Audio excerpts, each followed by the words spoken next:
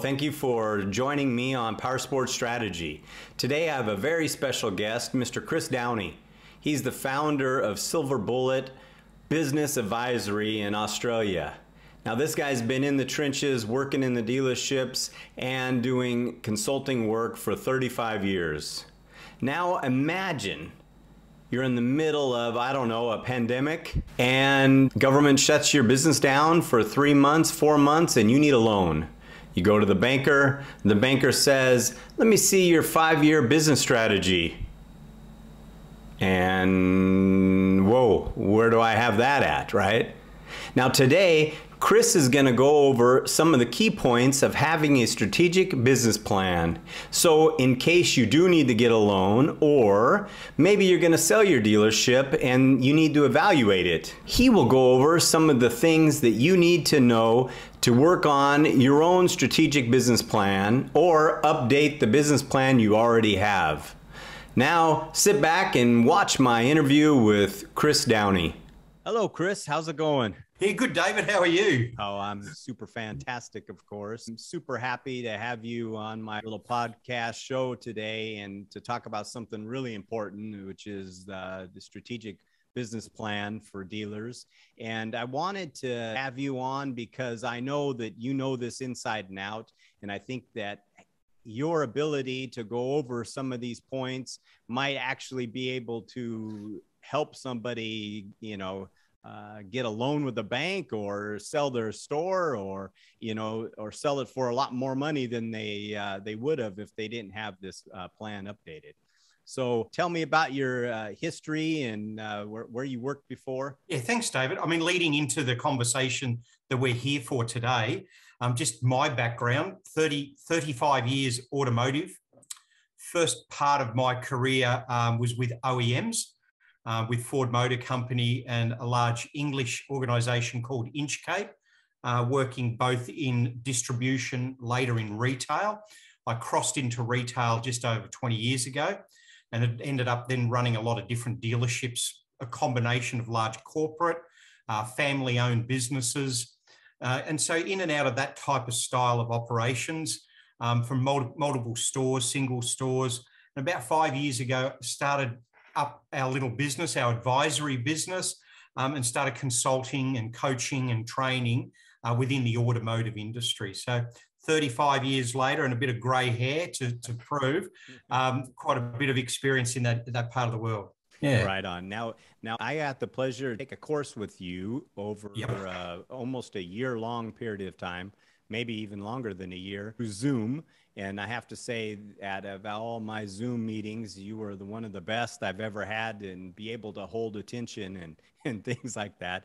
And now you were doing work for Harley Davidson, and you taught a lot of different things at a very high level, at a dealer principal level. And that was great. I really appreciated all that time they put in for us. In that time frame, you talked about the strategic business plan. Now, I've done one for years already, but there was some insight in that I wasn't, I didn't understand exactly, why we were doing it other than maybe for future expansion or things of that nature.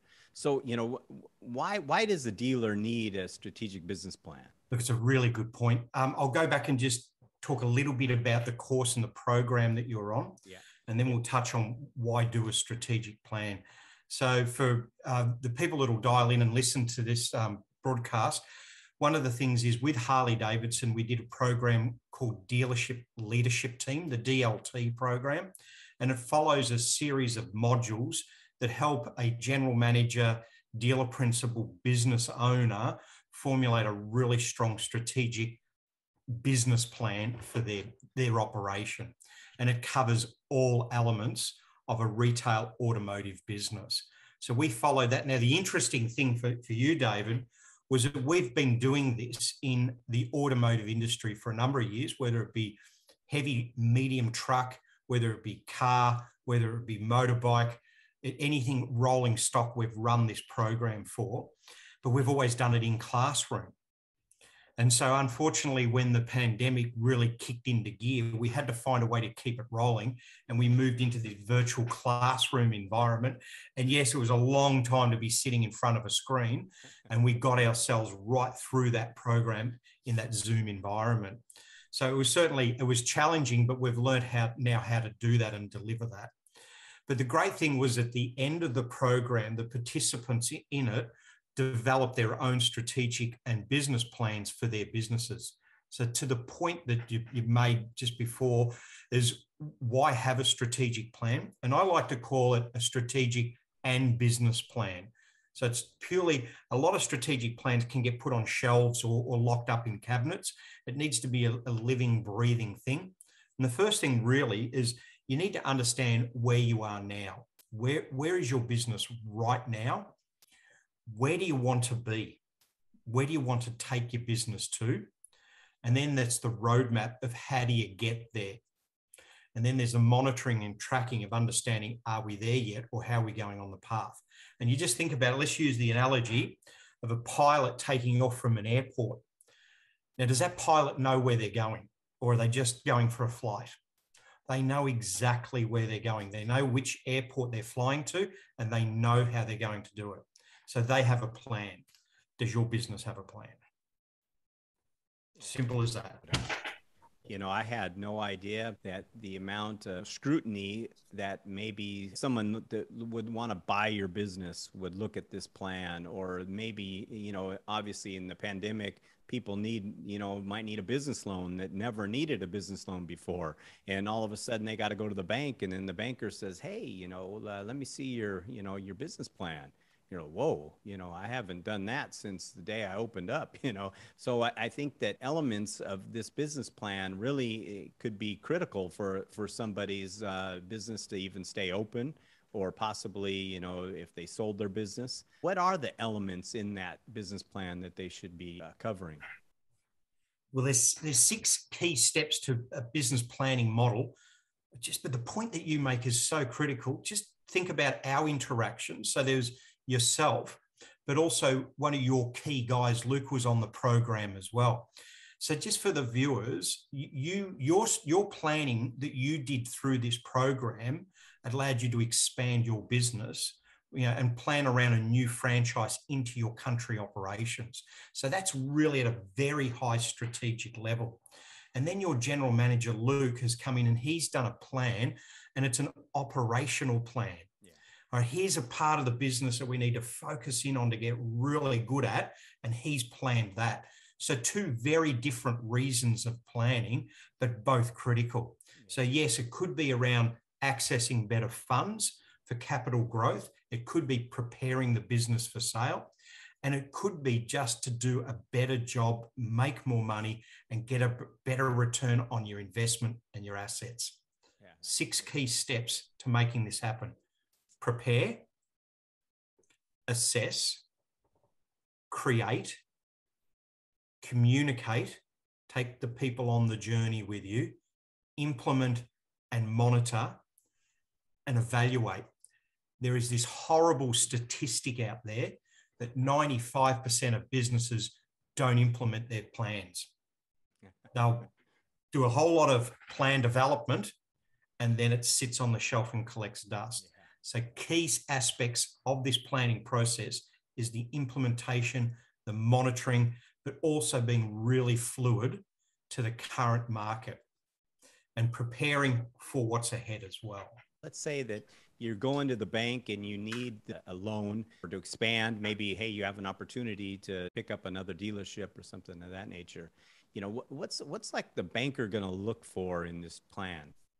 Well, firstly, they're going to look at the historical performance of the business to see how good you are at what you do, to see if you've been growing, to see if you're getting a fair share of the activity in your field as well, and to see if you're getting a good return on your operating assets and on the investment that you have. They have a number of hurdles that they will measure you on. So that's the first thing, is then they believe. Then they need to see, where are you going with this business? Where are you taking it? And have you got that plan? And are you monitoring it and tracking it? At the end of the day, they need to have the confidence to lend you the money for 2 reasons: that you'll keep up your repayments and that you're good to pay it back. Yeah. Because they're in the same business. They're just using a different product. Now, most of the dealers already did a business plan when they first started their business.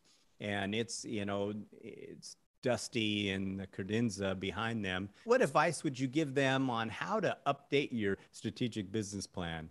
Well, for starters, get the old one out, dust it down, have a look at it, and see how you performed against it. Remember, we talk about two things here. We talk about a strategic business plan, which will typically look out 5 years. And then there's a business plan, which is shorter term, 12 to 18 months. If you're coming in from an operational perspective, the focus has got to be around the business plan. You can dust down the old one and have a look at it. But really, if you based on the age and the time that's gone by, start again. Engage your leadership team and get them involved from the start, from the get-go, to develop it up. So we talked about that first key point. Where are you now? And that's the really key point to getting it. No, that's undertaking the analytics of understanding where you are. Things like do a pestle to understand political, economic, social, technology, legal, environmental of your marketplace. All right, what are your policies, processes, and procedures in your business now? Are they robust? Are they working? The competitive reality that you live in, right? Understanding who your competitors are, really understanding it, and their product and what you can do about that as well. Where's your product against their product? And that also then helps you determine the way that you approach the market. Key element, we've talked about these ones so much, a SWOT. Yes. Right? A strengths and weaknesses, opportunities and threats, right? Internal behaviors, external environment. The SWOT is the basis of setting up the activities or actions that you will undertake. From the SWOT, do you have a vision, a mission, and values of operation of your business? Now, a lot of businesses have them. And again, they may be just as dusty as that strategic plan. So sometimes it's worth just refreshing that whole process as well and getting them out and engaging your current leadership team on this next journey. Smart objectives out of that SWOT analysis becomes the obvious objectives that we focus in on. So we've got to make sure that, and we use the expression of SMART, specific, measurable, achievable, relevant, time-bound. All right, we've got to put a timeline to them. Now, that really then helps us understand where we are now, so where we can get on with it. Where do we want to be? That's part of those objectives, and then the monitoring process behind it. That's a lot of good info there, and a lot of things that somebody might not have even heard about before. So I think that you are a resource for a dealer to reach out to actually pick apart some of these things that they may be lacking. I know they're almost all good businessmen. They understand a P&L and things of that nature. Yeah. There's some elements to this that they might not actually know totally how to do it. You are the go-to guy for that, I believe, in the world. Now, in Australia, where you're at, yep. What kind of motorcycle did you start riding when you were a kid? Okay, this will be a reflection of my age. So let's not read too much into this. My goodness, 1972 Honda SL70 in gold. Awesome. Oh my goodness. Now, they did come in a couple of colors, but I had a gold one. But back then, dirt bikes were just starting to come into the marketplace. And so a lot of us couldn't afford these fancy dirt bikes. So we got road bikes and we converted them to dirt bikes. So we beefed this bike up with larger shocks and forks, bigger carby on it, upgraded the exhaust pipe so it was extremely loud. These things were damn dangerous, but they were a lot of fun. And we would ride them on the road and on tracks and what have you. So, yeah, we're going back into the early 70s, but early to late 70s, yeah, awesome. An SL70. And you can still walk without a limp, or is... I progressed into larger dirt bikes for a number of years. And then life got in the way of riding a bike. But I've got to share this story with you. My eldest daughter has said to me, let's get our bike licenses again so we can get riding. So she wants to ride. and I've had this hiatus for quite a time. Yeah. So we're booked in to go and get our bike licenses. Oh, that's awesome. So yeah, I'm going to be talking to you at some time. I know you put me in the CVO category some time ago, but that's something that's really on the radar now. That's really good. That'd be fun to get out, even if you just started on small bikes to get going. I really appreciate you taking the time and going over these things with us, Chris. You're an amazing guy, and I really enjoy taking that course from you. So thanks again for your time. I really appreciate it. Yeah, thanks, David. Great to catch up. Last bit I would just add in there is one of the things we do within our advisory business is strategic planning. But we also do quite a bit around the management development, so the program that you attended. We also run private groups on financial comparison, and we do a number of training programs as well. So the guys that work within the business with me, and we work within the Asian market, we've been in and out of a number of different countries. They're all like me, grey hair, 30 plus years experience. So yeah, look, more than happy to, if there's anyone that's interested to have a chat, love to do that as well. Been a pleasure dealing with you over the last 18 months, and also Luke within your organisation as well. It's been a real pleasure, and 100% we're going to keep our contact moving forward as well. Right on. Yeah, I can't wait until we can travel. Yeah, me too, for sure. All right, Chris. Thank you, sir. Thanks, David. Take care. All right, bye-bye.